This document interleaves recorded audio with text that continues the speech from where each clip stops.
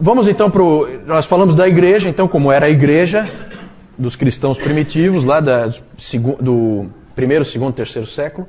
E agora nós vamos falar de aspectos, pode passar, aspectos aí de vida cristã, não vamos falar de tudo, né? Mas nós vamos falar do casamento, por exemplo, que eu acho que é interessante. A visão deles era de plena crença em Hebreus 13, 4. O que diz em Hebreus 13, 4? Digno de honra entre todos seja o matrimônio, bem como o leito sem mácula, porque Deus julgará os impuros e adúlteros. Então eles tinham plena crença nisso aí, para eles era digno de honra o matrimônio. É claro que alguns, seguindo os conselhos de Paulo lá em 1 Coríntios, qual é o capítulo? Conselho para não se casar. 1 Coríntios 7, exatamente. Então o conselho de Paulo, alguns seguiam, porque realmente era sofrimento em cima de sofrimento. Vocês já devem ter visto filmes em que o indivíduo não tem nenhum medo de morrer, mas se o bandidão lá pegar alguém da família dele, muda tudo, certo? E ele muda da água para o vinho. Então, evidentemente que naquelas condições de perseguição, muitos optaram realmente por não se casar, para não empilhar sofrimento sobre sofrimento. E para que isso também não fosse uma pedra de tropeço para eles, né? Mas o casamento era honrado por todos. Clemente de Alexandria disse: por todos os meios então devemos nos casar, tanto para o bem do nosso país, como para a sucessão dos filhos e para o completamento do mundo, já que ele pertence a nós. A visão do Clemente de Alexandria. Dentro do casamento, e só dentro do casamento, o sexo é bom, certo e apropriado. Deve ser praticado e honrado. Lembre-se que os cristãos viviam numa época que era um mundo de dois extremos. Você tinha aqueles gnósticos anticorpo, como Marcion também era um deles, né? Em que tudo que era da matéria era ruim, então eles eram totalmente avessos ao casamento, ao sexo. E você tinha as perversões, você tinha as orgias romanas, você tinha todo tipo de perversidade sexual. Eles viviam no meio dessa sociedade em que você tem esses extremos. Eles tinham a posição bíblica.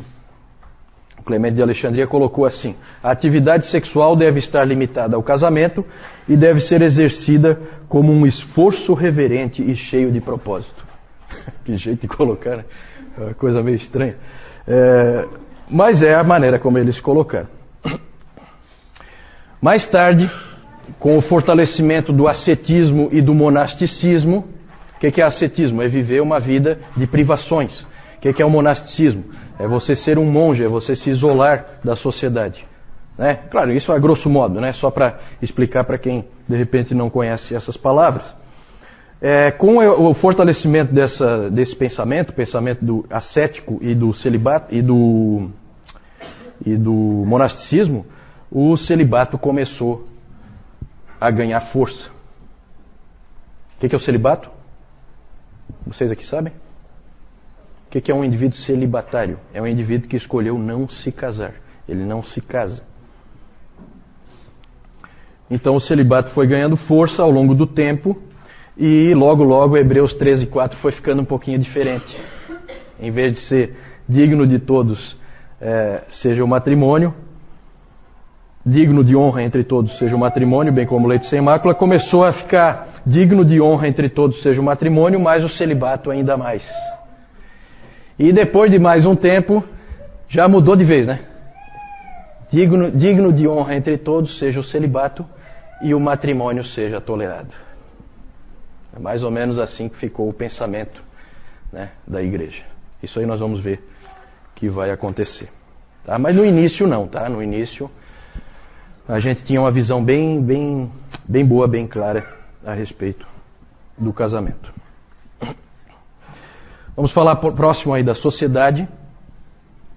Eles tinham já essa tensão. O grande problema da vida do cristão em sociedade é a tensão dele com o mundo. Continua sendo um problema para nós também, pelo menos deveria ser, para muita gente já não é mais, né? Essa tensão entre o mundo, nós estamos no mundo, mas nós não somos do mundo. Essa tensão nós fomos colocados nela pelo nosso Senhor, não é? Ele pediu expressamente para o Pai que não nos tirasse do mundo, mas que nos livrasse do mal.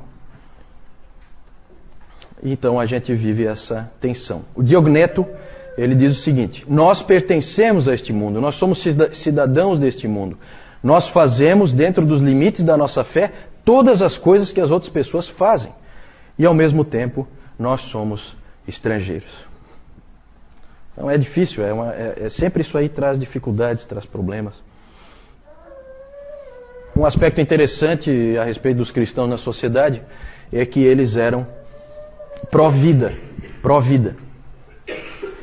E tem assim uns fatos bem interessantes que os cristãos, eles começaram a ser conhecidos por serem as pessoas que ajuntavam as crianças que eram jogadas fora.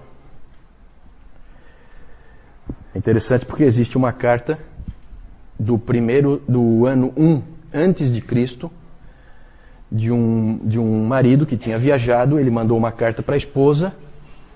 É uma carta de amor, uma carta romântica, em que ele fala palavras românticas para a esposa. E essa esposa dele estava grávida. E aí ele, num determinado momento, ele diz para ela o seguinte na carta: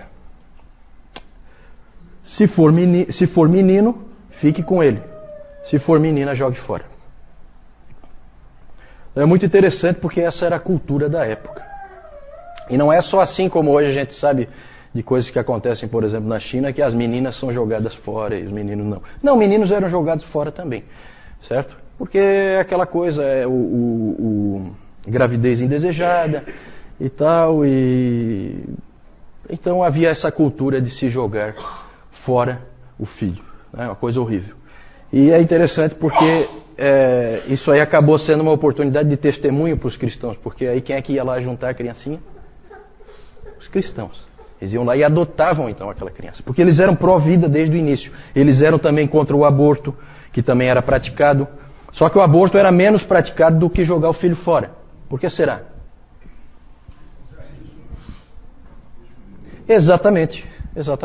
É o risco. Certo? A criancinha pode morrer, né? Mas a mãe não, né? Essa é a ideia. A minha vida é mais importante que a do meu filho. Interessante esse tipo de pensamento. E os cristãos costumavam recolher as crianças e eram totalmente contra o aborto, que era praticado, mas era menos praticado. Eles tinham uma tremenda compaixão pelos necessitados. As coletas que havia, né, na igreja sempre havia coletas, e elas sempre eram para os necessitados, sempre eram para a caridade. Naquele tempo a igreja tinha pouco custo, como nós vimos, acho que fica claro isso, né? As igrejas eram nas casas e o pastor não era sustentado pela igreja. Ele era um homem, um profissional de algum tipo de profissão, né? Desde todo tipo de profissão você tinha presbíteros e bispos, que até é interessante porque no 3º século nós temos registro de um bispo de Roma, bispo mesmo, o presbítero principal de Roma, era um sujeito chamado Calisto, que era um escravo. Vejam como a igreja era, desde o início, ela foi assim uma sociedade diferente das outras, em que um escravo poderia chegar ao posto mais alto dentro da igreja, porque não é questão de mérito pessoal, mérito mundano. É uma questão realmente de vida espiritual. Então eles cuidavam dos necessitados, cuidavam dos órfãos, cuidavam das viúvas, dos prisioneiros, dos necessitados. Também eram pró-decência e pró-pureza. Buscavam sempre a pureza como uma virtude. Então eles evitavam de participar naquelas festividades do Império Romano, porque sempre havia imoralidade ali, então eles não participavam. Vocês viram que eles eram inclusive acusados de serem antissociais, de serem não patrióticos por causa disso. Nós falamos disso domingo passado. Mas nós podemos resumir dizendo que os cristãos eram radicalmente pró-generosidade e pró-pureza. Pode seguir?